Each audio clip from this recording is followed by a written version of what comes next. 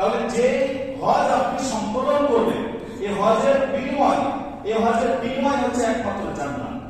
তাহলে হজটা যদি আপনার সহিষ্ণুভাবে না হয়, তাহলে আল্লাহ রাব্বুল আলামিন যে ওয়াদা করেছেন, এই ওয়াদা অনুযায়ী তাহলে আপনি জান্নাত পাচ্ছেন।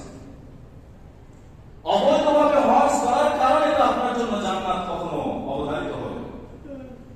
আল্লাহ রাব্বুল আলামিন বলছেন, ওয়ামা আমওয়ালুকুম ওয়ালা আওলাদুকুম বিল্লাতী তুকাররিবুকুম ইনদানা যুলফা উলাইকা ইজজাউনাল গুরফাতা বিমা সাবারু ওয়া ইলাক্কাউনা ফীহা তাহিয়াতাও ওয়া সালামা। ওহাই যারা কি করেছিল, বিমা উলাইকা ইজজাউনাল গুরফাতা বিমা সাবারু, যারা কি করেছিল, ধৈর্য ধারণ করেছিল।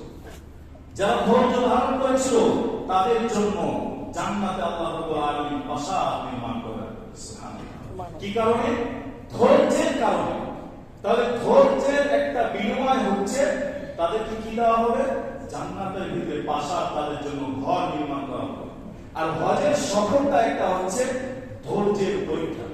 হজের পুরো সফলতাই হচ্ছে আপনার কষ্টে, মানে ত্যাগ স্বীকার করতে হবে। প্রত্যেকটা মুহূর্তে আপনাকে ত্যাগ স্বীকার করতে হবে। আমরা এই বিষয়গুলো অনুভব করেছি।